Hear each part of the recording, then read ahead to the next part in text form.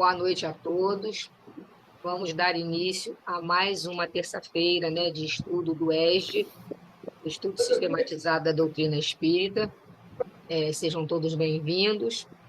E agora eu vou pedir a Thelma para estar fazendo a leitura da página inicial e a Bebel para fazer a nossa prece inicial, e depois eu digo qual o tema que vai ser desenvolvido agora à noite.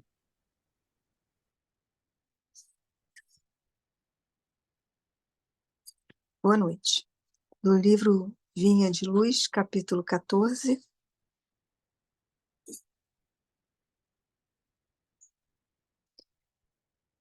Aproveitamento. Medita essas coisas, ocupa-te nelas para que o teu aproveitamento seja manifesto a todos. Paulo, 1 Timóteo, capítulo 4, versículo 5. Geralmente, o primeiro impulso dos que ingressam na fé constitui a preocupação de transformar compulsoriamente os outros. Semelhante propósito, às vezes, raia pela imprudência, pela obsessão. O novo crente flagela a quantos lhe ouve os argumentos calorosos, azorrogando os costumes, condenando ideias alheias e violentando situações.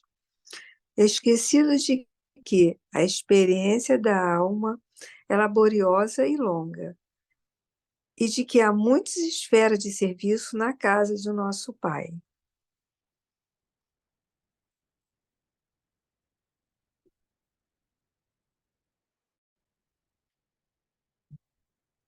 Aceitar a boa doutrina decorrerá-lhe as fórmulas verbais e estender-lhe os preceitos são tarefas importantes, mas aproveitá-la é essencial. Muitos companheiros apregoam ensinamentos valiosos. Todavia, no fundo, estão sempre inclinados a rudes conflitos, em fase da menor alfinetada no caminho da crença. Não toleram pequeninos aborrecimentos domésticos e mantêm verdadeiro jogo de máscara em todas as posições.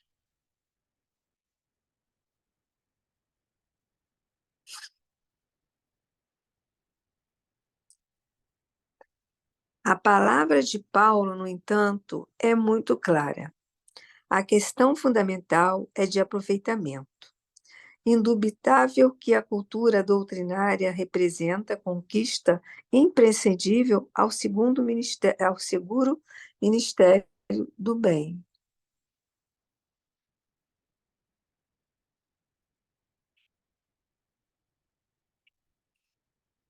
Contudo, é imperioso reconhecer que se o coração do crente ambiciona a santificação de si mesmo, a caminho das zonas superiores da vida, é indispensável se ocupe nas coisas sagradas do espírito, não por vaidade, mas para que o seu justo aproveitamento seja manifesto a todos. Emmanuel.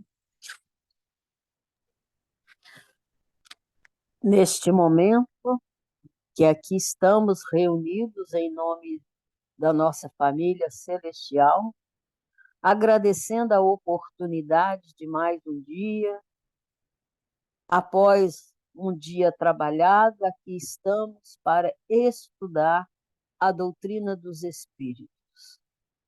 Essa doutrina que abre os horizontes, que nos mostra a certeza de estarmos sempre buscando o conhecimento e o esclarecimento.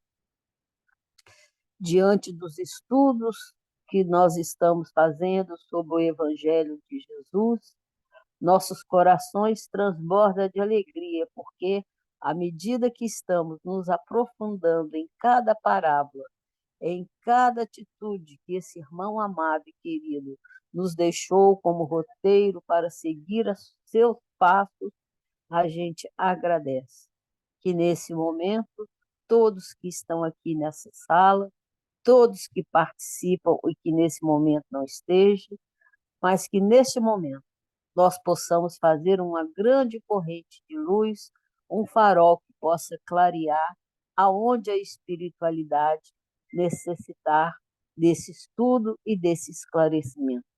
Fique conosco, nos ajude a absorver o máximo do conhecimento, para que na hora do momento de testemunhar os ensinamentos do nosso Mestre Jesus, possamos dizer: querido irmão, fizemos o melhor possível. Que assim seja, graças a Deus.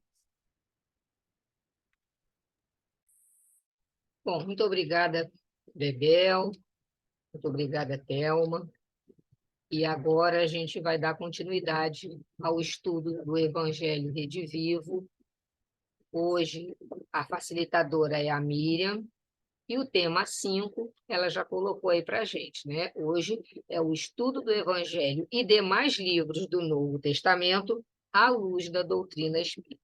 Ah, então, vamos aproveitar. Miriam, a palavra é sua.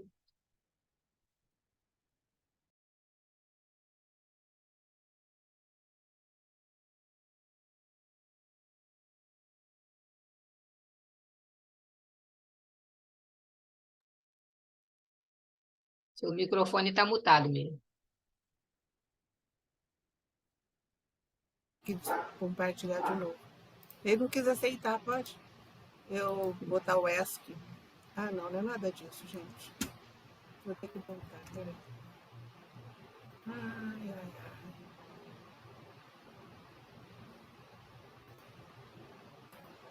ai. Encerrei ele esquisito, peraí.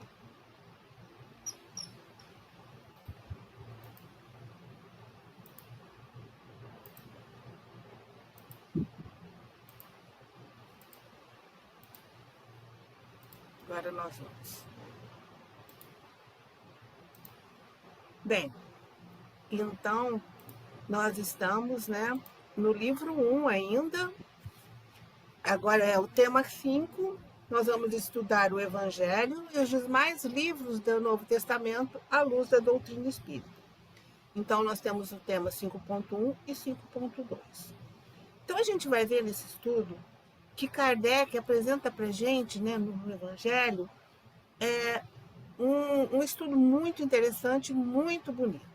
Né? Ele vai falar, ele vem apresentando os mundos para a gente. Ele fala sobre os mundos, né? Então, deixa eu só passar. Isso aqui é o que nós vamos estudar. Então, Kardec fala que, ao relatar a realidade dos mundos superiores, né? Ou seja, ele já está falando para a gente que nós temos mundos superiores, que nós gostaríamos muito, né, de participar desses mundos superiores, só que nós só vamos conseguir através da nossa evolução. Então, ele fala para a gente que nesses mundos superiores não existe escravo, não existe senhores, pelo nascimento. O que distingue um dos outros é a sua superioridade moral e intelectual. Então, a condição de supremacia, que dá supremacia entre um e outro, não é porque nasceu rico, pobre, não, é pela condição das atividades morais e intelectuais que eles têm. Então, ele continua falando que essas relações, nesses mundos, né, mais superiores, são sempre amistosas entre os povos, jamais são perturbadas pela ambição, ninguém quer subjugar o vizinho, a guerra também não é uma coisa que exista, né? E que seria, então, a consequência desses mundos. Então, aí ele fala que a autoridade é sempre respeitada, porque somente essa autoridade é conferida pelo mérito. Ele vem falando de novo, né? A autoridade é conferida pelo mérito e é respeitada, porque não é imposta, ninguém se coloca como uma autoridade se não tem mérito para aquilo, né? E então esse mérito lá se exerce sempre com justiça. E ele fala essa última frase que é muito interessante. Ele fala: o homem não procura elevar-se acima do homem, mas acima de si aperfeiçoando. Isso está lá no capítulo 3 do Evangelho, que é muitas moradas na casa do meu pai, é lá no item 10. Então, gente, quando Kardec fala para a gente que o homem não procura elevar-se acima do homem, mas acima de si mesmo, aperfeiçoar-se, que vocês, qual é a definição? O que vocês pensam dessa frase? O que parece para vocês essa frase? Vamos refletir sobre essa frase? Alguém gostaria de fazer uma reflexão sobre essa frase?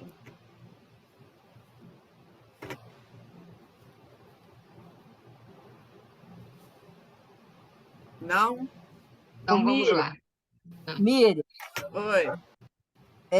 eu acho o seguinte, quando Kardec fala sobre esse momento da gente se buscar e se melhorar, é igual o Santo Agostinho, né, que ele fala, né, da importância da gente se conhecer. Então, quando Kardec fala isso, acho que a maior conquista do ser humano é ele saber realmente as suas propostas e fazer essa determinação para uma melhora interior a si mesmo, né? Porque você estando em paz contigo, você consegue ser um elemento diferencial no conjunto de todos. Eu penso assim. Mais alguém? Então, né, gente? A questão do aperfeiçoar-se aí, qual será esse caminho que nós temos que percorrer para que a gente consiga o nosso aperfeiçoamento? Como será que nós conseguiremos o seguir? É fácil? A gente está conseguindo? Como é que a gente tem feito para seguir o caminho que o Cristo nos aponta? E o que a gente precisa fazer? Então, eu vou deixar essas reflexões para vocês fazerem. E lembrando que Kardec também está aí indicando a postura nossa de aprendizes que ainda somos, aprendizes do Evangelho, não é? Que nós estamos nessa busca do aperfeiçoamento moral e intelectual. Então, o objetivo da nossa existência nesse mundo, principalmente, é do autoconhecimento, e esse autoconhecimento não é uma coisa que é só para agora. Não, isso aqui é um contínuo. Né? Um ato contínuo, a gente vai se aperfeiçoando. Porque a cada vez que a gente lê o Evangelho, a gente amplia o nosso conhecimento, a gente percebe coisas que a gente não tinha percebido antes. A gente pode estudar 30 anos o Evangelho. Cada vez que a gente lê, nós enxergamos num ponto e vírgula, numa vírgula, alguma coisa que a gente não tinha se apercebido antes. Isso é muito interessante, mas para isso a gente precisa estudar, não é? Então, Jesus nos traz e nos deixa esse Evangelho como uma ferramenta realmente, né? Para que a gente consiga essa ascensão espiritual. Ok? Alguém quer falar mais alguma coisa? Então, o objetivo nosso realmente é da gente se aperfeiçoar. Para assim, um dia, a gente conseguir chegar nesse mundo de perfeição, nesse mundo que Kardec veio trazer para nós, esse mundo perfeito, né? Esse mundo de felicidade, né? Um mundo feliz. Então, para que a gente consiga fazer isso, como eu falei antes, só estudando o Evangelho, não é? A gente não se aperfeiçoa se a gente não estudar. Então, a importância do curso que a gente está fazendo também tem a ver com o nosso aperfeiçoamento. Porque parece que a gente está trazendo sempre a mesma coisa, ou eu já vi isso em algum lugar, alguém já falou isso, mas preste atenção se ele não traz um tom um pouquinho diferente, com uma compreensão um pouquinho maior. Porque a gente vai se aperfeiçoando e vai entendendo melhor a mensagem que o Cristo nos deixou. Alguém tem alguma? Bom, Jorge, se alguém levantar a mão e quiser falar, pode me interromper a qualquer hora, tá? Ok, pode deixar. Então, aí ele pergunta, né? Mas então qual a importância do estudo do Evangelho para nós? Será que teria, né, importância? Na verdade, Kardec sempre orientou para a gente seguir quem? Jesus, que é o modelo e guia, não é?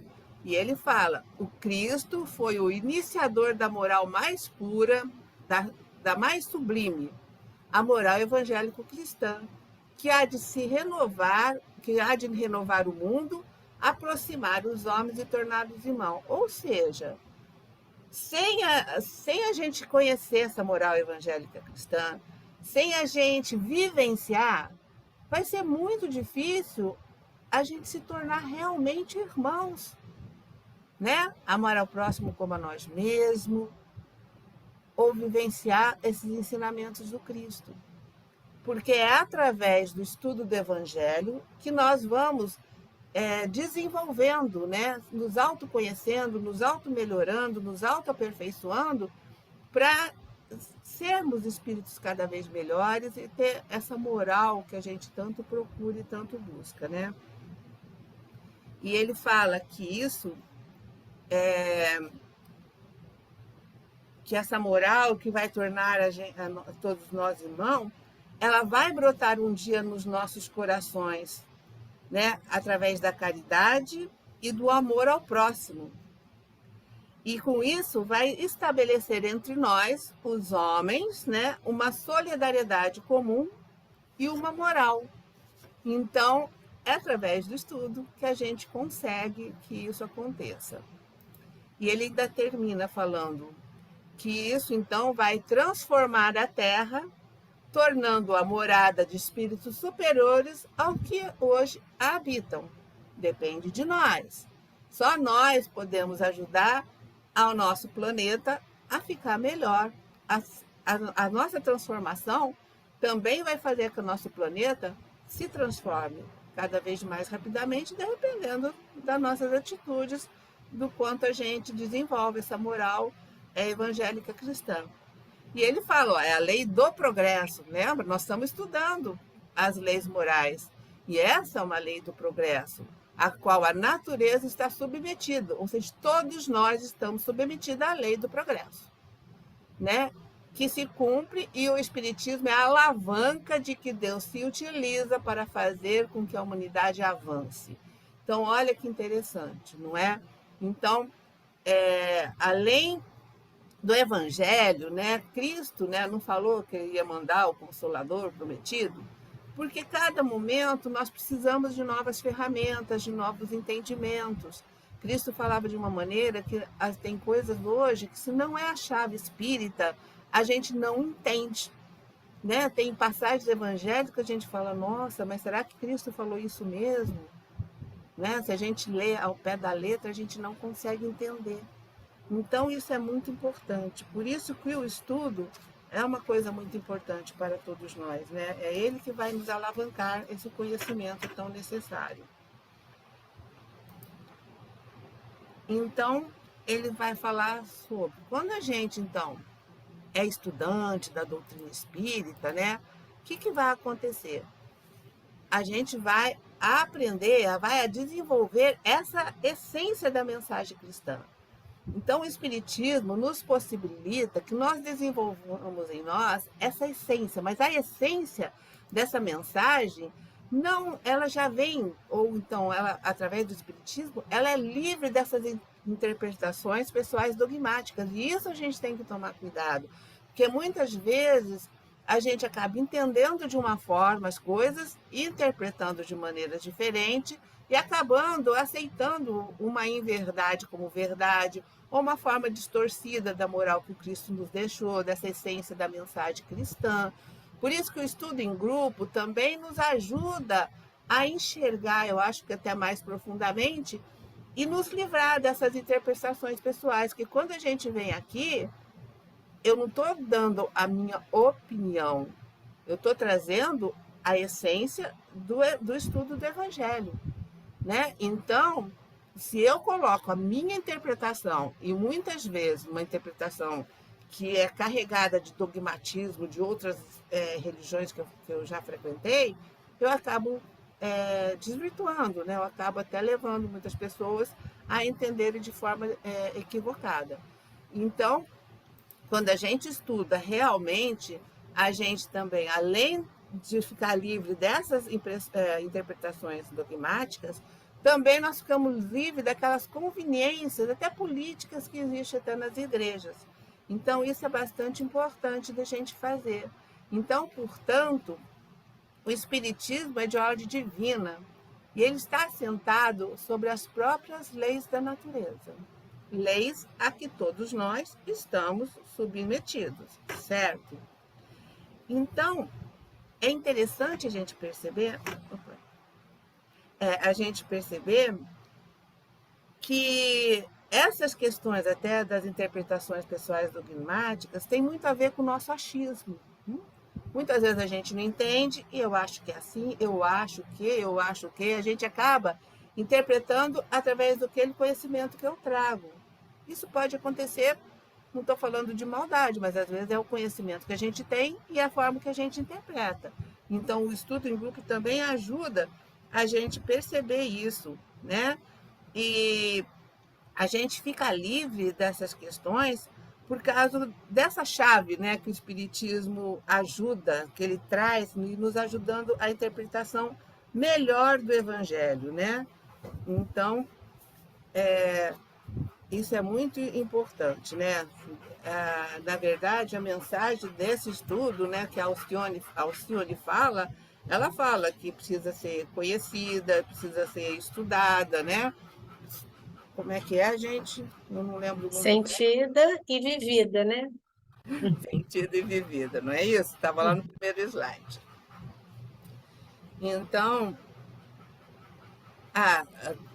uma das lives que eu escutei, ela até fala assim, né? A gente precisa estudar um pouco mais, gente, porque a gente tem uma doutrina que nos possibilita esse entendimento. Senão, a gente vai ficar estudando esse evangelho, falando, e a gente vai voltar encarnações e não conseguir vivenciar esse evangelho. Nós temos tudo para que isso aconteça, né?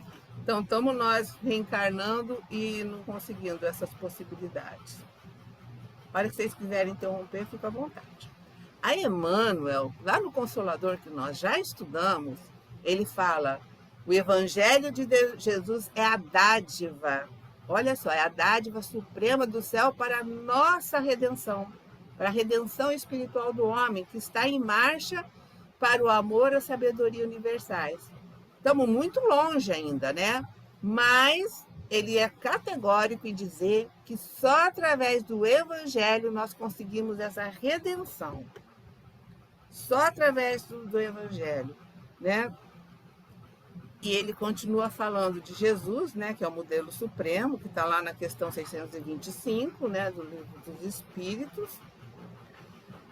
E ele diz ainda que o Evangelho é o roteiro para a ascensão de todos os espíritos em luta, o aprendizado na Terra para os planos superiores do ilimitado. De sua aplicação decorre a luz do Espírito. Então, a gente percebe que quando ele fala aqui que a gente vê a questão divina do Evangelho. Oi, Márcia. Eu queria fazer um comentário, Miriam, a respeito da importância disso que você está comentando, né? E você colocou aí o Consolador, né? Emmanuel fazendo essa referência, e aí eu me lembrei de quando a gente estudou, né? Não é? A questão 236, até eu fui buscar, porque quando ele diz que o espiritismo sem evangelho pode alcançar expressões de nobreza, mas não vai passar de uma atividade destinada a modificar ou desaparecer. E o espírita que não cogitou da sua iluminação pode ser um cientista, um filósofo, mas estará sem leme. Então, a importância da gente aprender a estudar o Evangelho realmente, porque, desculpem, como nós comentamos na semana passada, o Evangelho não é um texto para pegar e para ler. É o Evangelho para conhecer, meditar, sentir e viver, não é? Então, né, essas suas colocações foram muito boas para nós, para nosso esclarecimento. Tem duas pessoas também que eu não sei quem são. Ai, Jorge, tem duas pessoas que estavam com a mão a levantada. Solange, a Ah, Solange. sim, porque agora não está mais, não. Ela baixou a mão. Não, É eu a abri Solange. o microfone, só um minutinho. O Evangelho de Jesus, na verdade, é Jesus. Jesus não é o modelo supremo, Jesus é o Evangelho vivo. Veja, Ele é o modelo. quando a Olha, gente quem fala é Emmanuel isso, viu? conseguir introjetar o Evangelho inteiro dentro de nós, para não ficar pensando o que vai fazer automaticamente dentro do Evangelho, a gente está se aproximando mais a gente está ascendendo aos poucos, entendeu? Eu sinto dessa forma. Ele é o modelo para quem não conhece nada, para quem está começando a aprender como nós. Mas ele é, na verdade, o Evangelho. Ele, porque o que foi descrito? Tudo que ele falou, tudo que ele fez, como é que ele se comportou, como é que ele orientava em determinadas situações. Então, na verdade, ele é o Evangelho. Solange, a gente vai ser esse evangelho quando nós formos espíritos crísticos. Porque aí Exato, nós já exato, vivenciamos exato. esse evangelho sem precisar ficar lendo, estudando. É uma coisa que já está em nós, porque nós já aí somos espíritos, não somos nem mais espíritos puros, somos espíritos crísticos, como Cristo e muitos outros, né? Que já ascenderam a essa condição. Sim, então, como eu já falei, nesse planeta, em qualquer outro planeta, aquele espírito crístico que ali está na coordenação, né? Ele traz o mesmo evangelho que Cristo deixou para a gente, obviamente com outros exemplos, com outras palavras, porque ele vai fazer de acordo com a população que ele está, não é? A época que ele precisa, mas todos eles vão ser esse modelo para a gente enquanto a gente não estiver lá. Isso não tem saída. Eu acho que para reforçar isso, né, de que Jesus é o modelo, questão 625 do Livro dos Espíritos, é muito claro, os espíritos superiores. Qual o tipo mais perfeito que Deus tem oferecido ao homem para lhe servir de guia e modelo? Né? Deixou muito claro porque é Jesus. Né? A gente já até conversou sobre isso em outro momento, né, do original, do ver de Jesus. Então, observa o que ele faz, porque ele é o seu modelo, ele é o seu guia. Até a gente não Eu precisar mais, concordo, é né? exatamente isso que eu queria dizer. Até não precisar mais, né? Então, aí a gente pode também lembrar lá de João, não é? Lá no capítulo 14, quando fala: se me amais, guardai os meus mandamentos, eu rogarei meu Pai, que ele vos enviará o Consolador, né? A fim que fique eternamente convosco. Então, assim, né? Não é na figura de ninguém, é na figura do eterno mesmo. Por isso que a gente fala que esse Espírito da Verdade é esse conhecedor de tudo, e ele vai ficar conosco eternamente, né? Então, por isso, quando a gente fala que o Espiritismo é divino, é porque ele veio, né, para ficar eternamente conosco, né? Então, ele fala isso, né? Que o Consolador... E, Miriam, só lembrando a galera, né, que semana passada a gente fez essa reflexão que a passagem que somente está no Evangelho de João. Do Consolador Prometido, isso, né? A gente falou sobre isso na semana passada. Isso, de João, tá certo. Uhum. Podemos? Então, a gente vai ver agora... Opa. Então, ele continua falando. Sendo a doutrina espírita o cristianismo redivivo, é de fundamental importância que nós tenhamos consciência do papel que o espiritismo ocupa, né, na sua feição de consolador prometido por Jesus, que está lá em João. Então, olha só a importância, né? A gente já sabe, já conversou muito sobre isso. Jesus falou de uma forma na época, era preciso, né, trazer de outras formas, porque o nosso entendimento já era melhor, nós já tínhamos mais condições de entender melhor, embora que a gente ainda não consiga entender na sua profundidade. Mas era necessário, né, que a doutrina, que os ensinamentos que os Cristo trouxe fossem, então, revisados, vamos dizer assim, né, orientados de forma diferente para a população já agora, vários séculos depois, né, século XIX, né, para que a gente pudesse, então, com outro conhecimento, em outro tempo, né. E ele fala, aqui, Márcia, eu sabia que eu tinha a expressão, ele fala, o espiritismo sem evangelho pode alcançar as melhores expressões da nobreza, mas não passará de atividade destinada a modificar-se ou desaparecer-se, como todos os elementos transitórios do mundo. Então, assim, se Kardec tivesse feito apenas, sei lá, o livro dos espíritos, né, ou o livro dos médios, talvez não se sustentasse, porque a base de tudo isso é o evangelho. Então, a gente pode, como a Márcia falou, ser cientista, fazer o que for, mas sem a base do evangelho, ó, isso ia passar a modificar, a desaparecer, porque são mais coisas mais transitórias, diferente do evangelho. A moral do evangelho não muda. A gente pode ir alcançando a sua profundidade, mas ela está ali, ela não muda. Nós é que temos dificuldade de entendê-la, né? E ele fala, porque só, isso é no Consolador também, porque só o sentimento divino da fé pode arrebatar o homem das preocupações inferiores da terra para os caminhos superiores dos páramos espirituais. Ou seja, se a gente ficar, às vezes, só no livro dos espíritos, ou só no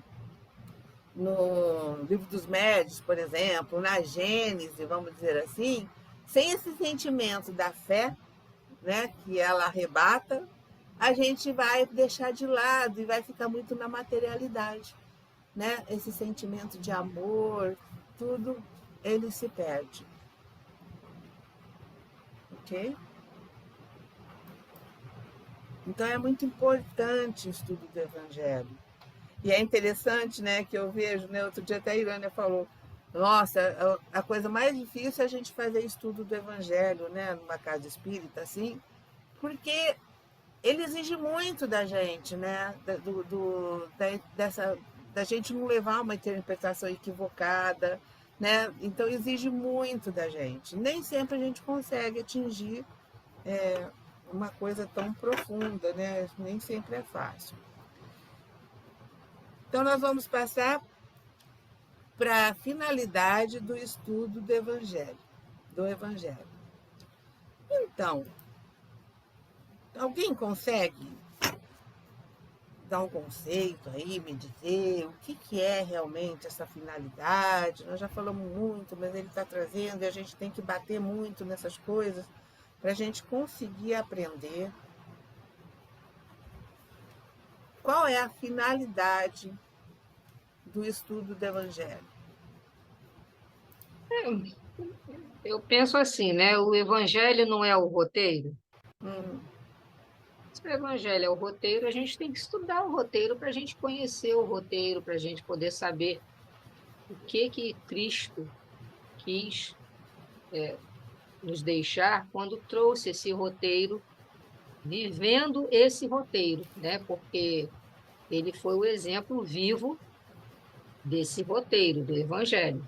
Então, a finalidade é que a gente conheça esse roteiro para que a gente possa, vamos dizer assim, procurar vivê-lo também, né?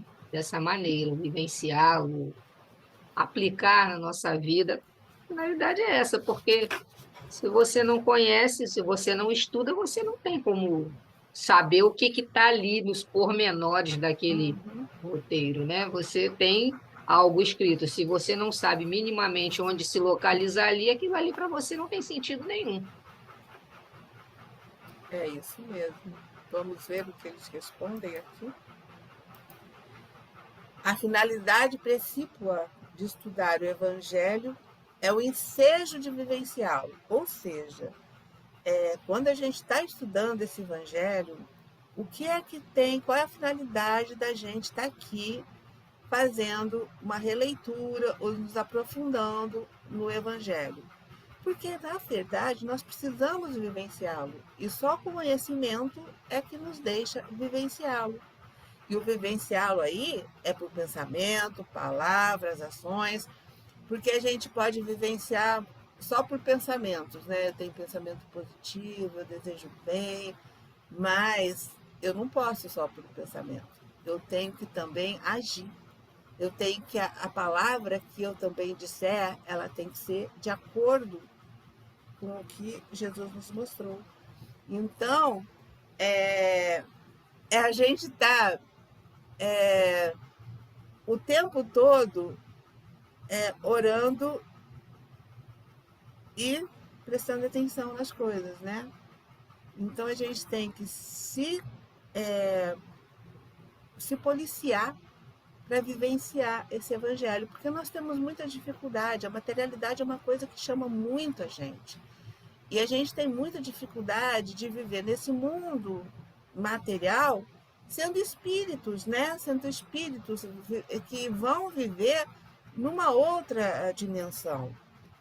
Mas nesse momento, né, num mundo tão inferior como nós estamos, né? É até interessante que às vezes a gente acha que esse mundo que nós estamos vivendo, por mais das dificuldades, mas que é um mundo, né, já mais evoluído. Não é, gente. Nós estamos assim, quase no último, né? Abaixo de nós só tem mais um e acima tem mais 3. Então a gente precisa muito, né, vigiar e orar o tempo todo. Mas o mais que a gente precisa é vigiar os pensamentos, palavras e ações, né? Para que a gente não caia em armadilhas que nós mesmos acabamos proporcionando, né? Pelas reencarnações passadas, pelas dificuldades que nós trazemos, por todos os resgates que nós temos que fazer, pelas melhorias que nós temos que fazer. Então é difícil mesmo. Mas é somente vivenciando, ou pela vivência do Evangelho, que a gente vai poder se transformar para pessoas melhores. Então, olha só, gente. Não Miriam, adianta. a Márcia quer fazer um comentário, tá? Oi, tá? Então, não adianta. Não é que é ruim, mas não adianta a gente ter um conhecimento só científico, sabe? Não adianta. Sem base evangélica, a gente acaba se perdendo mesmo. Oi, Márcia. O que eu estava aqui elaborando, pensando, né? Quando a gente fala de finalidade do estudo do Evangelho, Miriam, e a todos vocês aí, me veio a seguinte questão: o que o Evangelho significa para mim? O que Jesus significa para mim, né? Jesus já nasceu para mim? A gente comemora o nascimento de Jesus, mas ele já nasceu para cada um de nós? Eu acho que essa é uma reflexão muito importante para que, num segundo momento, eu possa entender a finalidade do estudo do Evangelho, né? Porque se eu coloco Jesus tão distante de mim, essa finalidade fica distante também, não é? Sim. Então, eu acho que é uma reflexão individualíssima, não é, Miriam? Essa questão, né, de quando que Jesus nasceu para mim e de que ele representa. O que esse modelo e guia apresentado pela doutrina espírita, pelos espíritos superiores, representa na minha vida, para que realmente eu possa compreendê-lo, conhecer, né, meditar, vivenciar, sentir e vivenciar. Quer ver, o conhecimento é tudo, porque sem conhecimento a gente não sente e não vivencia.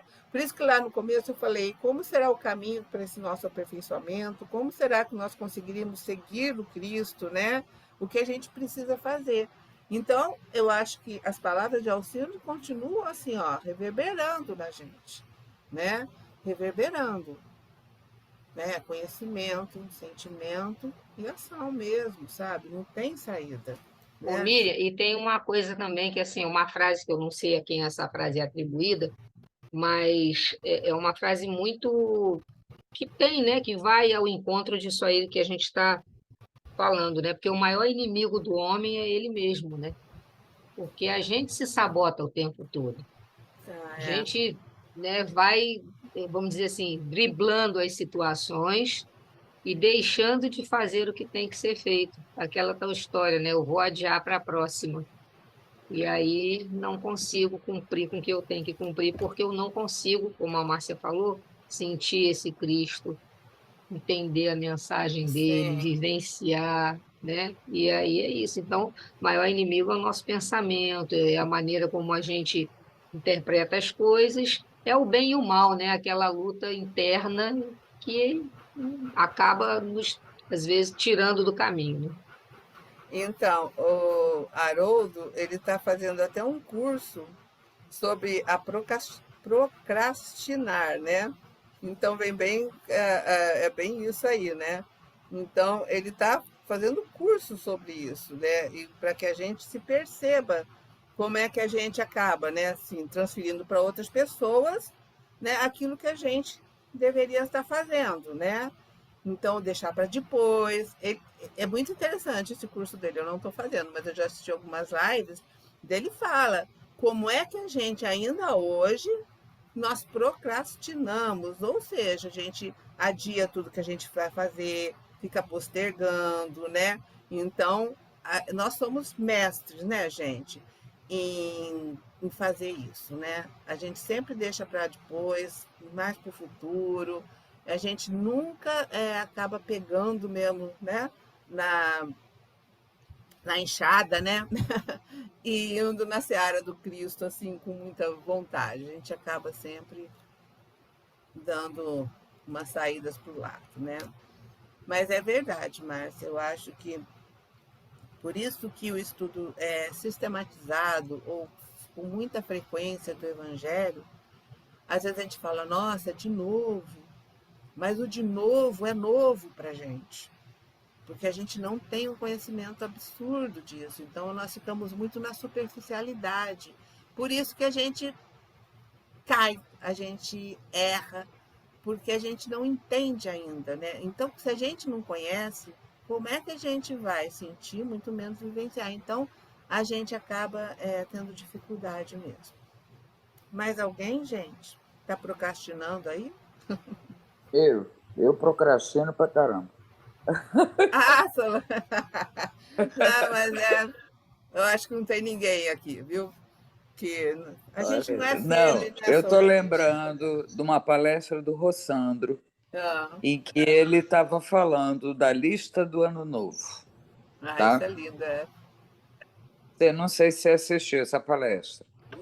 Da lista do quê? Repete, por favor, Do Solange. Ano Novo, do Ano Novo, A lista mais que eu mentirosa vou que tem.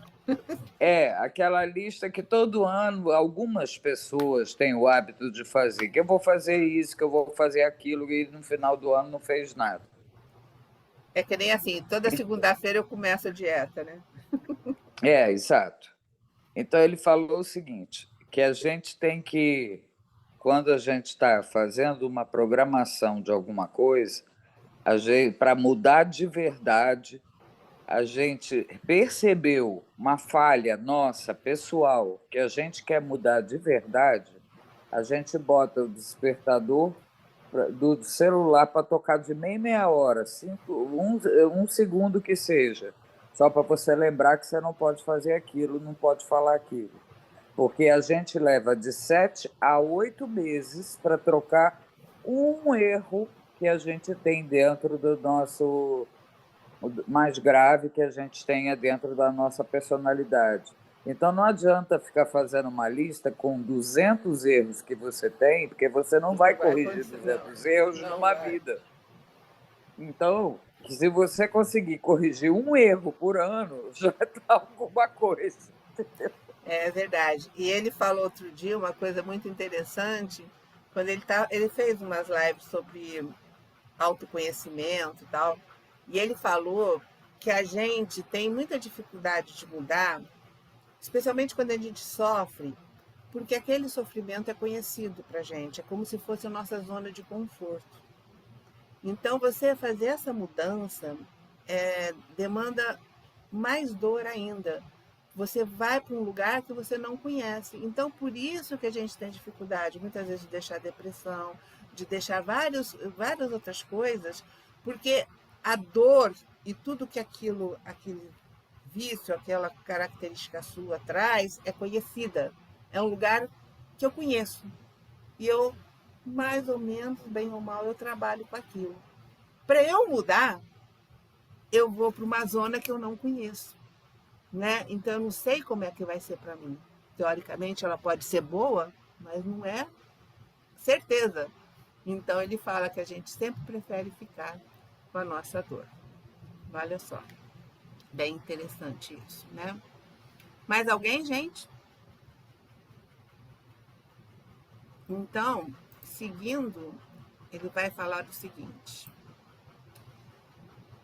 que o estudo do Evangelho representa essa bússola que vai apontar para a gente o norte da nossa melhoria espiritual. Vai também dar esse aperfeiçoamento moral, intelectual, de nós que somos espíritos imortais, né? Por essa razão, a gente tem para estudar o Evangelho. Aperfeiçoamento, nossa melhoria. E o Evangelho nos ajuda, porque é muito difícil, mas ele vai dar o norte, ele é a bússola que nos guia, né? Apontando para a gente o caminho a seguir. E ele fala assim: os círculos doutrinários do cristianismo estão repletos de aprendizes que não sabem atender a esse apelo. E isso é muito comum na gente, né? A gente começa como aprendiz e continua como aprendiz o resto da vida, porque ou não entende, ou quer procrastinar o tempo todo, ou não quer sair da zona de conforto apesar do sofrimento. Então, a gente precisa fazer uma autoavaliação para entender o caminho que eu preciso seguir. Então ele continua falando que essas pessoas vão comparecer às atividades espirituais sintonizando a mente com todas as inquietudes inferiores, menos com o Espírito do Cristo. Foi o que a Márcia falou, a gente tem que trazer o Cristo para dentro de nós. Enquanto a gente deixar ele lá na parede, na cruz, ele está lá, longe. Ele é uma pessoa que eu não conheço, é uma pessoa que eu acho que tem né, uma elevação tão grande que ele, como é que ele vai me ouvir? Como é que ele vai, né, olhar para mim? Então, enquanto a gente deixar o Cristo fora, a gente vai continuar sintonizando com as zonas inferiores, né? Olha lá, dobra os joelhos, repete fórmulas verbalistas, concentra-se em si mesmo, todavia, no fundo, atua em esfera distante do serviço justo. Então, isso é bem complicado, né? A gente também fez um estudo que falava sobre aquela plaquinha que a maioria das casas espíritas tem, que o silêncio é uma prece. E não é, né, gente? Quem falou que quando eu estou em silêncio eu estou orando? Eu posso estar lá, ó, cheio de inquietações inferiores, né? Então, cheio de fórmulas verbalistas, mas longe dessa esfera do serviço justo, longe do Cristo. Cristo está mais longe ainda, né?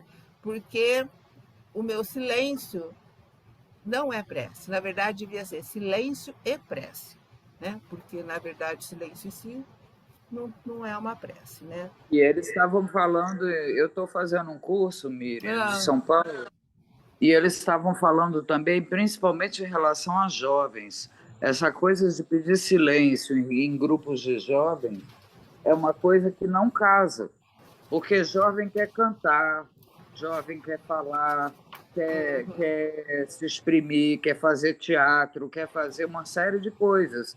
Então, se você fica colocando silêncio, silêncio, silêncio, você está tolhindo o jovem, né, na expressão dele do que ele está sentindo. É verdade, a gente tem que prestar atenção nessas coisas mesmo. Gente, alguém quer colocar o seu pensamento, alguma coisa que já ouviu? Então, seguindo, ele vai falar para a gente. Depreende-se, pois, que o serviço da cristianização sincera das consciências constitui a edificação definitiva para a qual os espíritas devem voltar os olhos antes de tudo. Então, o que é legal isso é que esse aprendizado ele acaba sendo definitivo para a gente. A Solange mesmo falou que o Cristo é o Evangelho. Então, o dia que a gente for entender definitivamente o Evangelho, nós seremos já um espírito crístico. Então, mas nada impede que cada reunião dessa, eu vou colocando um tijolinho lá do meu entendimento, né? E isso vai crescendo e eu vou, né, realmente me cristianizando, não é? Porque a gente está em vias de, nós estamos buscando, nós estamos procurando, mas ainda está um pouco longe da gente, né? Essa cristianização, esse entendimento do evangelho realmente. Mas a gente já está a caminho, já é uma coisa muito boa, né? Isso é consolador também. Olha que Emmanuel fala. Muitos escutam a palavra do Cristo, entretanto, muitos poucos são os que colocam as lições em seus ouvidos. Muitos são chamados, né? Mas não dá para escolher mesmo, porque a maioria não escuta, não quer, não, não tem vontade, porque mudanças são muito complicadas mesmo para nós. Então, escutar, todos escutam, às vezes até repete, né? De uma forma assim, decorativa, mas não fazem aquilo que leem como uma lição, né? Não conseguem. Então, a proposta, né, de como estudar o Evangelho, olha só, ela está pautada na simplicidade e no desapego à literalidade. Ou seja, quanto mais simples a gente. Não precisa ser muito rebuscado os exemplos, as coisas que a gente, às vezes, até dificulta o nosso entendimento, a nossa vivência. E, especialmente, essa questão da lateralidade, né? Quando a gente se apega à letra, né? A gente não sente, a gente não conhece, a gente não pratica, porque a gente só lê o que está escrito, não é? Palavra por palavra, o texto por texto, a gente só lê aquilo. Então, e reproduz o que está escrito ali sem o entendimento profundo das coisas. Então, o Evangelho, o estudo dele tem que ser uma coisa simples, mas que a gente se aprofunde nele.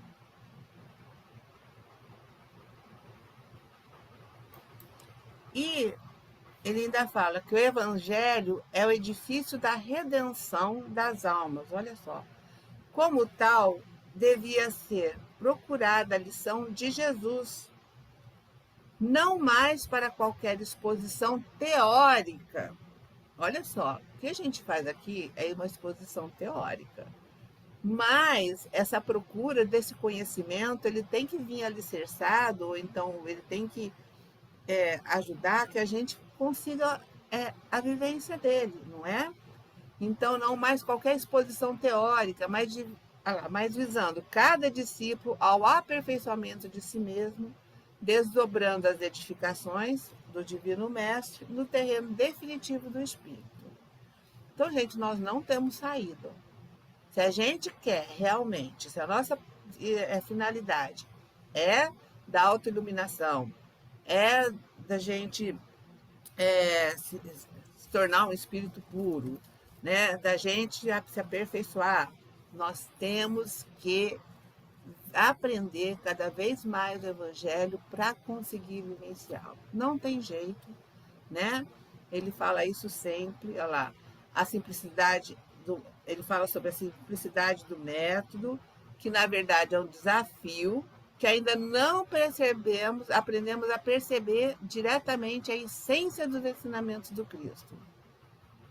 Trata-se de aprendizado gradual a ser alimentado pela perseverança e pela humildade. E é interessante que Haroldo fala muito desse colar de pérolas, né? Que ele fala que cada pérola representa um ensinamento, um valor específico. Eu vou falar mais sobre isso. As lições do mestre têm vida própria e revelam expressões desconhecidas da sua inteligência, expressões desconhecidas da sua inteligência. Por isso que ele falava muito em parábolas, né? Ele tinha que contar, mostrar para eles, através do cotidiano que eles viviam naquela época, os ensinamentos que ele estava trazendo. Então, ele aproveitava qualquer momento, né, qualquer situação, para ter o ensinamento. Lembra o dia que ele estava passando pela figueira, a figueira toda seca ali, aí ele tirou o ensinamento disso. Marta e Maria chegaram, ele tira o ensinamento. Então, ele vai te dando ensinamentos do cotidiano. Por isso que o método dele é simples, né? Ele vai mostrando para a gente, através do cotidiano, as lições que são eternas, né? Então, ele fala, as lições do mestre têm vida própria e revela expressões desconhecidas da sua inteligência, tá vendo? À medida que se esforça na edificação de si mesmo como instrumento do Pai. Então, um dia chegaremos lá.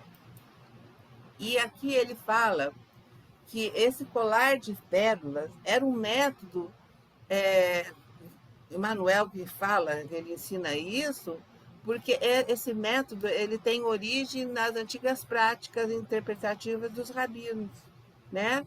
E então eles denominavam isso como colar de pérolas, né? Eu trouxe até um quadro aqui das práticas dos rabinos. E olha que interessante, parece tão difícil, mas não é. Ele fala que então esse colar de pérolas é esse conjunto, mas só que a gente não pode pegar o colar ignorando cada parte, cada pérola que faz parte daquele todo.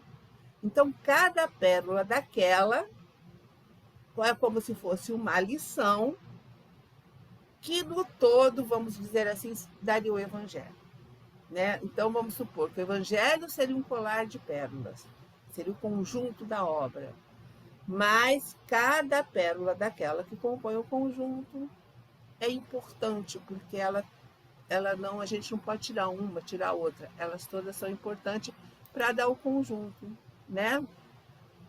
Então, as pérolas devem compor todo e este deve estar contido nas partes, né? Então, o colar está ali contido, ele é um todo, mas as partes estão contidas nele, que fazem uma diferença muito grande cada pérola daquele colar. Então, lembra daquela expressão? Tudo está em tudo. Então, tudo está contido em tudo. Então, Emmanuel, Haroldo fala muito dessa forma que os rabinos estudavam, né? Não sei se hoje ainda eles mantêm, mas essa forma deles estudarem, né? Como é que era? Eles colocavam uma pérola a cada lição? Não colocava. Era o jeito deles faziam o estudo. E tinha outro jeito também, que era que nem a cebola, né? Que eles partiam daqui, iam até aqui, eles sempre voltavam para o princípio, davam mais uma volta, voltavam para o princípio, davam mais uma volta, né? Então, eles não iam de um ponto ao outro. Eles faziam, você está entendendo, em espiral? Começavam o Sim. início, eles iam, voltavam no início, aí davam mais uma volta, voltavam no início. Então, eles tinham essa prática interpretativa das escrituras, vamos dizer assim. E Emmanuel fala muito disso, né? Ele usa isso também nos livros dele. Por exemplo, Emmanuel, se você pegar os livros de históricos dele, né? Há 2000 anos, Paulo Estevam, eles têm exatamente o mesmo número de capítulos, no primeiro e na segunda parte. E cada capítulo da primeira parte, o primeiro capítulo da primeira parte é referente ao primeiro capítulo da segunda parte. Eles conversam, você está entendendo? O da segunda conversa com o da segunda, o da terceira, é assim. Se a primeira parte tem 7, a segunda parte tem 7. Cada capítulo conversa com o outro. É muito interessante essa forma. Então, é uma forma até nova de repente, fazer um estudo de livro, né? Sim, eu tenho, inclusive, um estudo nesse sentido. Eles pegam o primeiro capítulo da primeira parte com o primeiro capítulo da segunda parte. Eles conversam, muito interessante como eles conversam, sabe? Não é muito interessante isso. É uma forma que o Manuel escreve, principalmente a história, né? Uma coisa que é histórica, as histórias dos romances que ele escreve. É muito interessante. Obrigado pela explicação. Então, outra coisa que a gente já está acostumado com isso, mas ele fala muito isso, né? Que o Evangelho não se reduz a breviário, porque muitas outras religiões usam, né, aqueles livrinhos, né? Que quem já foi católico aqui, sempre teve um livrinho que a gente ajoelhava e estava ali naquele breviário, naquele livrinho, né? Então ele fala que o evangelho não se reduz, porque aquilo ali a gente faz como se fosse um mantra. A gente lê e repete, repete, mas nem sempre a gente está conhecendo ele, nós estamos refletindo sobre ele, vivenciando, sentindo. A gente normalmente não fazemos isso. Então ele fala, é o roteiro imprescindível para a legislação e administração, para o serviço e para a obediência. O Cristo não estabelece linha divisória entre o templo e a oficina. Isso é lindo, gente.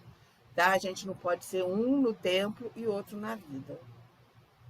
Toda a terra é seu altar de oração e seu campo de trabalho ao mesmo tempo. Ou seja, o aprendizado do evangelho vai fazer com que a gente vivencie ele em qualquer lugar, em qualquer momento, onde a gente estiver. Não é só naquele momento que a gente está no centro, que a gente abre o nosso livrinho e vamos fazer uma oração. Não é isso, né? A gente precisa realmente a vivência disso, né? E a vivência só com entendimento. Aí Emmanuel traz uma bordoada na cabeça dele. Isso daqui eu já conhecia, mas acho que muita gente conhece, mas Emmanuel fala assim, para louvá-lo, o Evangelho, para louvá-lo nas igrejas e menoscabá-lo nas ruas, é que temos naufragado 1000 vezes por nossa própria culpa. Todos os lugares, portanto, pode ser consagrado ao serviço divino. Manuel aí, ele é bem bota o dedo na ferida, né? Por isso que ele fala ali em cima aquilo e ele vem falando.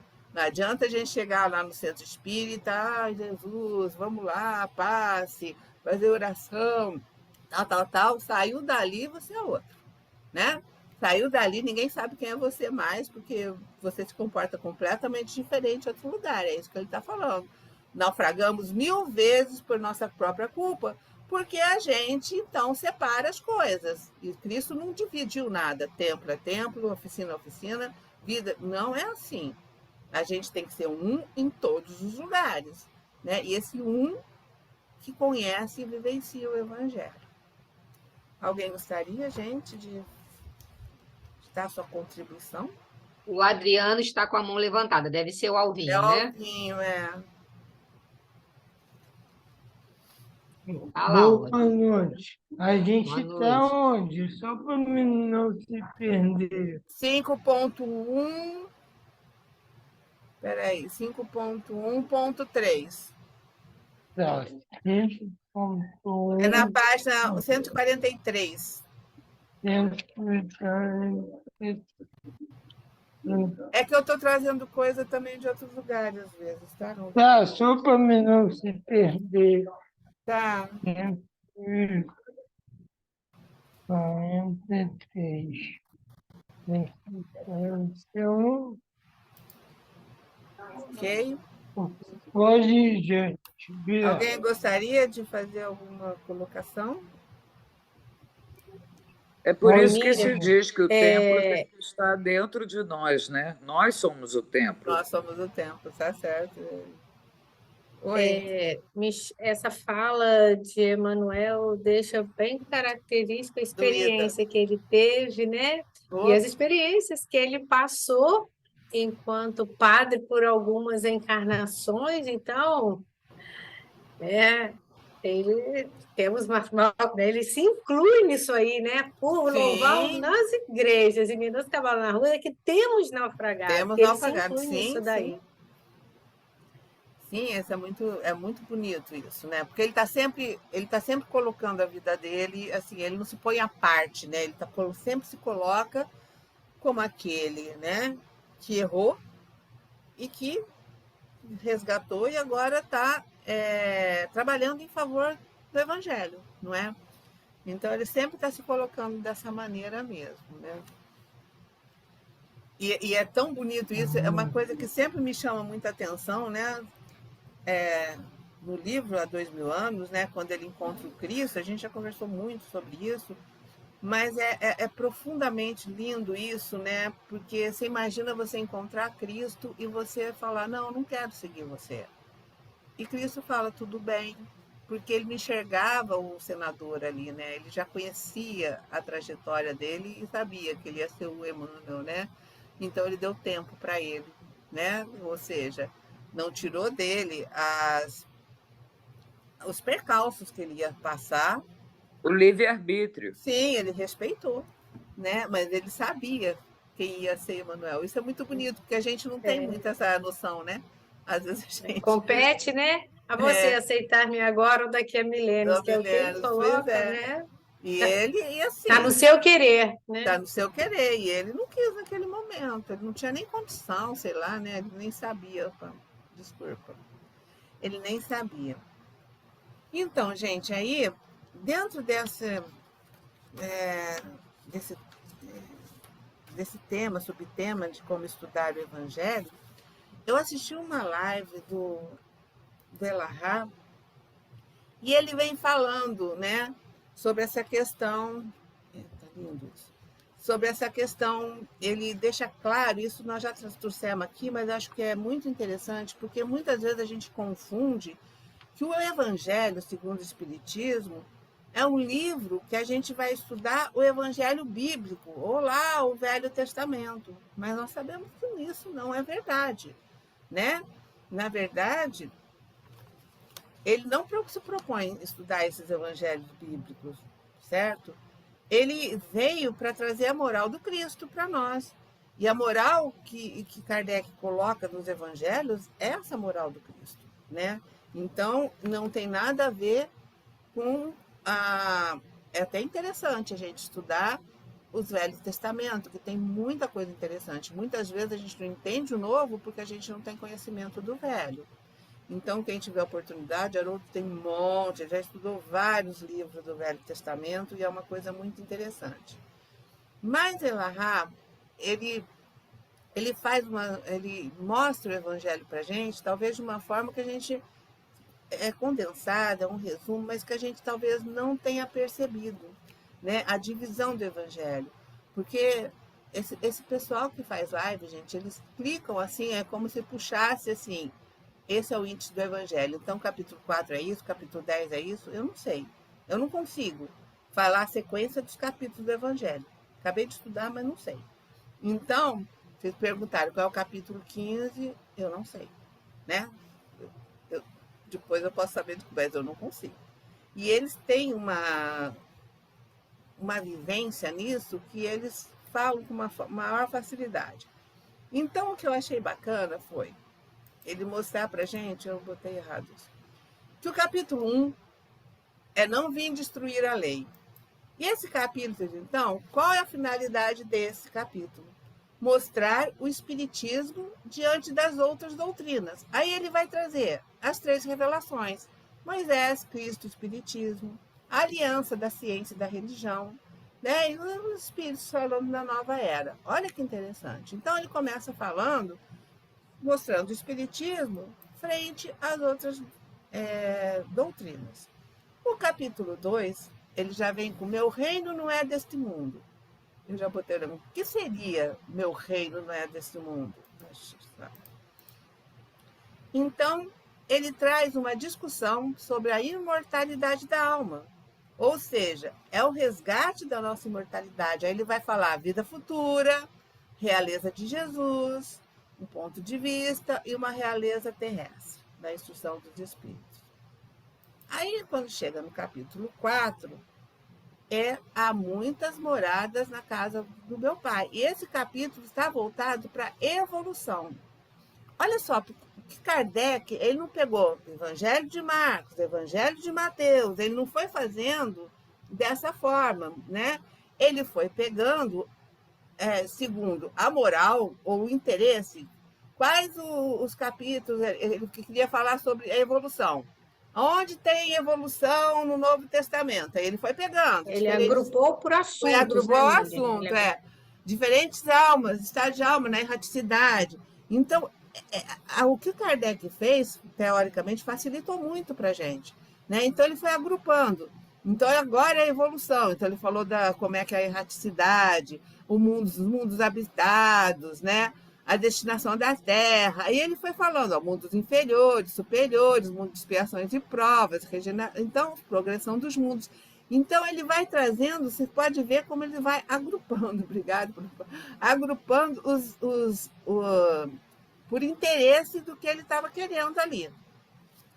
O capítulo 5º é ninguém poderá ver o reino de Deus se não nascer de novo. O que é isso? Ele vai falar do quê? Reencarnação. Então, ele vai falar sobre ressurreição, reencarnação, que a reencarnação fortalece os laços de família, né? Aí ele vai falar dos limites, da necessidade de encarnação. Vocês viram como que ele vai, não é uma sequência, né? Ele vai agrupando esses assuntos. É como se ele fizesse um baita resumão para a gente, né? Uma organização do Evangelho como um todo, né? Então, nós vamos ver que nesses 4 capítulos, a intenção de Kardec era apresentar o Espiritismo. Então, ele apresenta o Espiritismo no capítulo 1, ele fala da imortalidade, ele fala da evolução e fala da reencarnação. Então, esses 4 capítulos, ele traz bem para a gente essas questões. Eu achei bem interessante isso que ela faz. Aí, o 5º capítulo é Bem-aventurados aflitos. Gente, isso é uma bem-aventurança?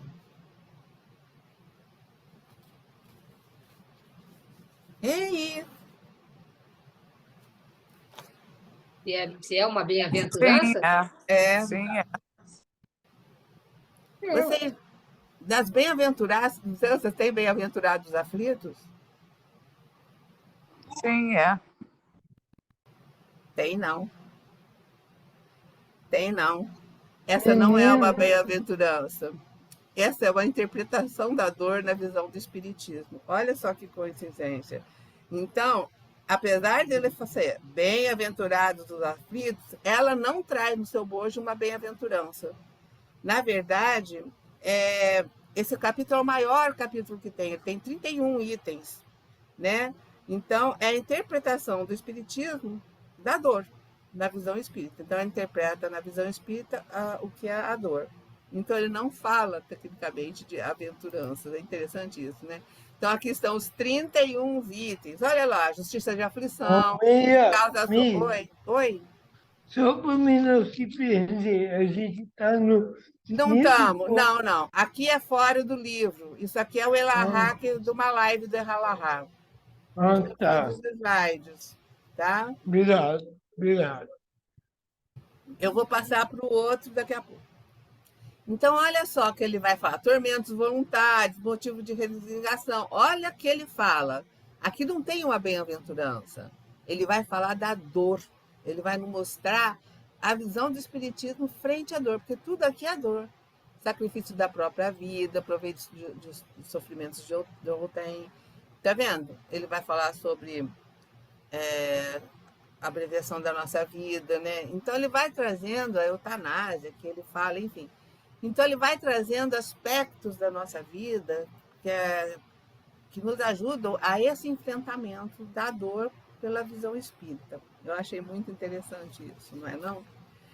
E aí, o capítulo 6º, outra coisa, ele fala do Cristo Consolador. Miriam, Oi. me dá só uma licencinha. Eu queria que você me esclarecesse um pouquinho melhor, porque quando a gente lê o Evangelho, lá no capítulo 5, né, já começa com o texto de Mateus, bem-aventurados que choram, porque serão consolados. E eu não consegui entender por que ela não se inclui nas bem-aventuranças, porque a partir do capítulo 5 entra o Sermão do Monte com as bem-aventuranças, né, do Evangelho segundo o Espiritismo.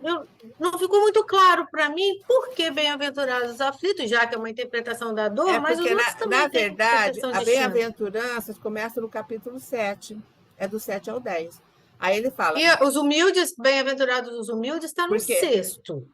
Não, mas o título Não, é o 6º é o esse, Consolador Márcia. prometido. Olha só, o 7º, deixa eu colocar. Espera um pouquinho. Tá, isso.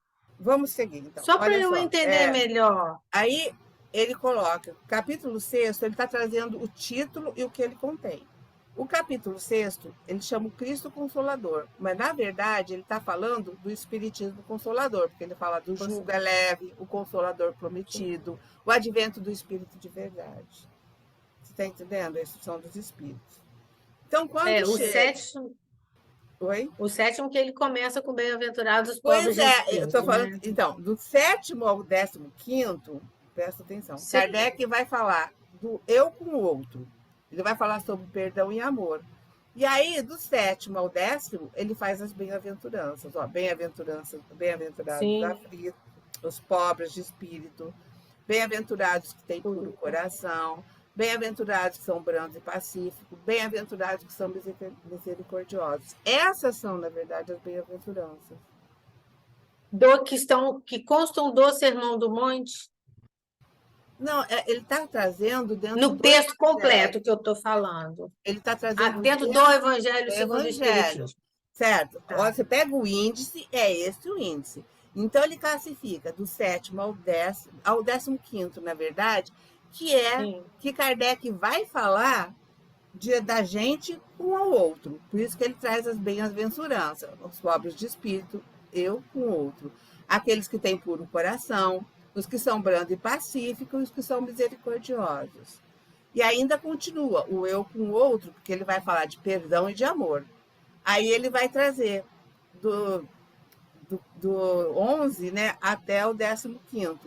Aí ele vai falar amor ao próximo como a si mesmo, amai os vossos inimigos, não saiba a vossa mão esquerda que dê a direita, honrai o pai, honrai os pais e a sua mãe. Então ele está trazendo essa divisão de acordo com o índice, do que o índice está tratando.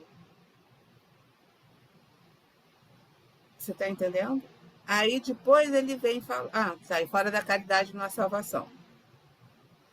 Aí depois ele fala que Kardec, do 16º ao capítulo 19º, ele vai falar eu comigo mesmo. Ou seja, são capítulos voltados para a nossa individualidade, para que eu esteja comigo mesmo. Então aí eu só não trouxe os subitens, tá? Não servir a Deus e a Mamon, ser desperfeito, muitos chamados, poucos escolhidos, a fé que transporta a montanha. A fé que transporta a montanha.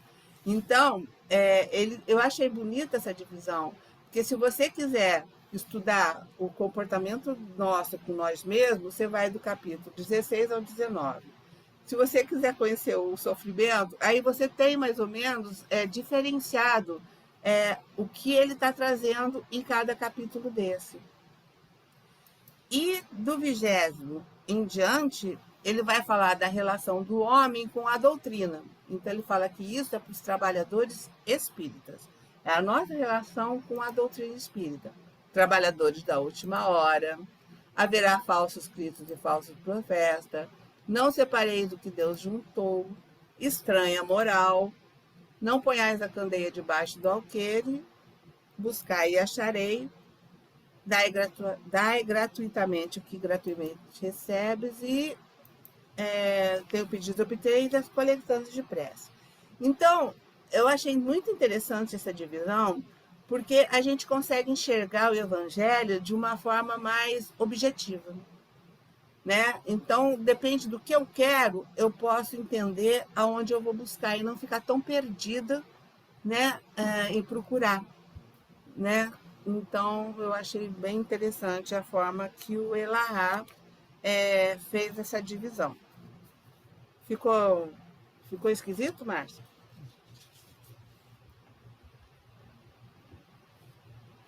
Não, não ficou esquisito, não. Achei engraçada a palavra que você usou. É que você vê, porque me chamou a atenção ela não estar incluída no Sermão do Monte, nas bem-aventuranças, no texto, eu estou falando do texto completo, mas aí depois, quando você explicou que na divisão do Evangelho segundo o Espiritismo, isso, no aí índice. sim. No índice, você pega o exatamente. Índice e vai. Isso. É por aí. Ok? Então, é uma forma boa da gente também estudar o Evangelho, porque você pode ser direcionado para uma coisa que você queira mais, né? Então, eu achei bastante interessante isso que o Elahá propôs. Bom, finalizando, então, ele vai falar da conclusão e volta a falar que esse programa, né, tem essa proposta básica desse estudo do Evangelho de Jesus, segundo os ensinamentos da doutrina espírita, que é muito Miriam, só para importante. você se organizar, Eu você estou tem terminando. 10 minutos, tá? Vou terminando. Que é muito importante a gente desenvolver esse esforço, o esforço de fugir das análises literais, né? Porque a gente tem nós temos coisa muito arraigada em nós, né? Então a letra para a gente às vezes é de suma importância, a gente não faz reflexões sobre aquilo. Então, para fugir, né? Priorizando o conhecimento histórico, ou priorizando só o conhecimento histórico, mas procurar extrair o espírito da letra, como propõe o Espiritismo. Isso é uma fala muito espírita, né? De você extrair o espírito da letra. Muitos pontos dos evangelhos, da Bíblia, dos autores sacros, em geral, só são ininteligíveis, parecendo alguns até irracionais, por falta da chave que nos faculte compreender o verdadeiro sentido. E essa chave está completa no Espiritismo. Então, a gente já trouxe aqui vários textos evangélicos, né? Onde que, se a gente lê só o título, a gente fala, tá, uma coisa está esquisita nisso. Mas, com o conhecimento, a gente consegue, né? E como eu já falei, a importância da gente conhecer a Bíblia, ou melhor, o Velho Testamento, os livros que ele contém, é muito importante. Porque alicerça o nosso conhecimento. Porque o que o Cristo trouxe não é muito diferente daquilo que está lá. A interpretação varia de acordo com o nosso conhecimento. Então, quando você estuda Êxodo, Números, Levítico, aí você vai entendendo, né, como é que chegou ao Novo Testamento, porque ele está todo alicerçado lá, todinho. Aqui a Márcia já trouxe, mas só para a gente saber, né, que o Novo Testamento tem quantos livros mesmo, gente? Quantos livros tem o Novo Testamento? Oh, meu Deus do Puxa, céu. gente, Puxa, lembra gente. aí. A Márcia falou semana passada, gente. 25, 27 ou 30? 27. 27. Uau, Vinho! 27. Uhum. Então, só que tem uma forma legal. Eu ia falar 22, mas depois que você falou 25, 27. Viu? Foi lá buscar, né? Foi. Então, aqui só Mas, eu. Oi. mas eu estava pensando assim, 22 ou 23. Aí eu insisto no 27 ou 30, mas não, vou tentar o 27. Então, aqui é dar uma ideia para a gente, né? Mateus, que é o primeiro livro, quantos capítulos tem, quantos versículos, e vai indo, né? A Márcia falou de Marcos, que era o menor, né? E Lucas, né, que é o maior. Então, eles vão mostrando para a gente, né? Quantos versículos tem, quantos capítulos tem, qual é o livro e qual foi a época, né? Aproximada. Você vê, sempre tem duas épocas, né? De 80 a 95, 59 a 61, porque... E depois nós temos Atos dos Apóstolos, né? As cartas, né? Então é bem interessante. Esse aqui não está completo, não, mas esse aqui está melhor, tá vendo? Porque eles trazem os 4 evangelhos, o Atos dos Apóstolos, aí traz as epístolas de Paulo. Até onde que vão as epístolas de Paulo, gente? A gente tem 21 epístolas. Não. Cadê a epístola de Paulo? Até onde vai, gente?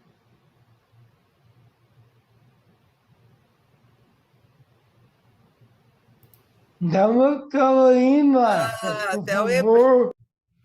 Então, Paulo escreveu Romanos, Coríntios, 2 por Coríntios, Gálatas, Efésios, Filipenses, Colossenses, Tessalonicenses, 2 epístolas, Timóteo tem 2, Tito, Fenelon e Hebreu.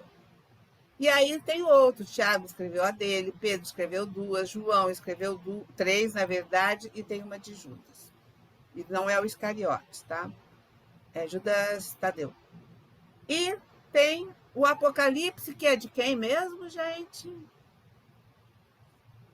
João. João. E o Atos dos Apóstolos? Você viu que ele começou uma série para estudo do Apocalipse? O Haroldo é? Ai, Não, o Elahá, não é Lahá? trazendo Daniel, mostrando a história de Daniel todinha, está no terceiro Legal. capítulo do mês. Ele está dizendo que João, tudo indica a reencarnação de Daniel, profeta. Nossa, o João tem uma história bonita, Eu vou né? te mandar, eu tenho. Tá, Tá. manda sim. Isso é muito bonito. Tá vendo, gente? Qual livro que vocês estão estudando, Miriam, para mim comprar? Nós estamos. Esse daqui. Deixa eu. Bom, acabei. Esse daqui. Opa. É esse aqui, Solange. É o Evangelho Redivivo da Fé. Vivo. Ele tem três, nós estamos no final do primeiro. O primeiro tem até 6.2, nós estamos no 5.1, semana que vem é 5.2. É o começo, na verdade, é isso que nós estamos fazendo, chama introdução. Aí o livro 2, a gente vai falar. Ah, não. Qual é, Márcia? Livro 2, está aqui. O livro 2, não tá? Que esse é drama da obsessão, sabe Deus. O livro 2, eu acho que é o início do estudo do Evangelho de Marcos, não é? Porque eu não estou com ele aqui na mão. E o Né? 3. A gente começa a estudar o Marcos. Não, o 3 é Mateus. Marcos. O 3 é Marcos. 3 Então, é Marcos? três é Então, eu não Marcos. estou com ele na mão aqui, que está lá em Niterói. Perdeu ele aqui nessa confusão. Então é Mas, isso. enfim, a gente vai estudar a proposta e estudo de todos os livros. Não sei de quem foi o outro. Tá.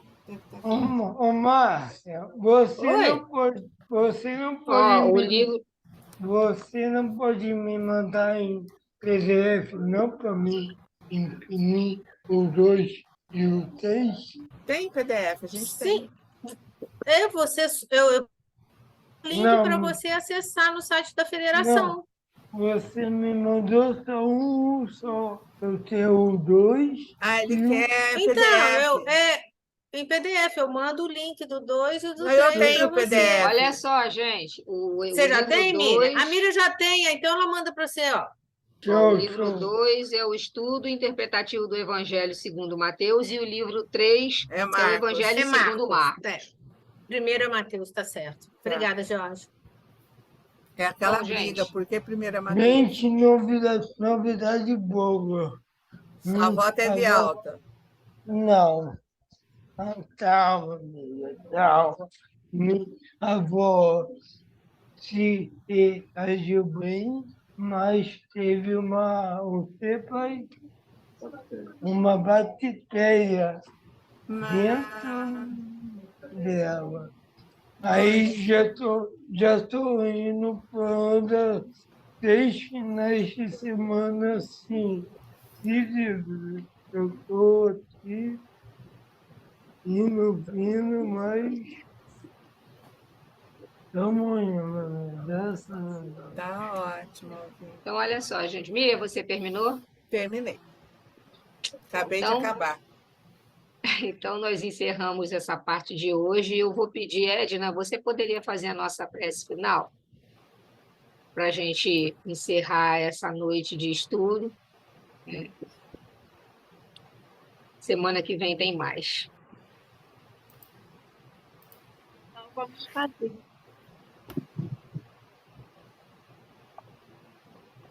Agradecemos tanto, Senhor, amigos espirituais, que aqui tão perto de nós dirigem esse trabalho, esse momento em que as pessoas se reúnem com o propósito de estudar e assim conhecer um pouco mais de Ti. Te agradecemos por isso, Senhor, que a gente possa cada dia, partindo desse conhecimento, conseguir aplicar no nosso dia a dia, na nossa vida, para que a gente possa se modificar. Mas de nada vale, né? Tanta sabedoria, se a gente não for capaz de mudar o nosso comportamento. Então, como disse Miriam, preciso sentir, né, as palavras do Mestre. Não apenas memorizá-los, não apenas decorá-los, mas senti-los, porque é o sentimento que vai fazer com que brote no nosso coração a vontade de seguir, a vontade de nos transformarmos. Então, que a gente possa, cada dia, se nutrir desses ensinamentos e conseguir essa mudança que a gente sempre busca para ser um pouco mais feliz. Né? E por tudo que a gente tem recebido por esses momentos, a gente agradece. Graças a Deus. Muito obrigada, Edna. Muito obrigada, Miriam, também. E encerramos o estudo de hoje.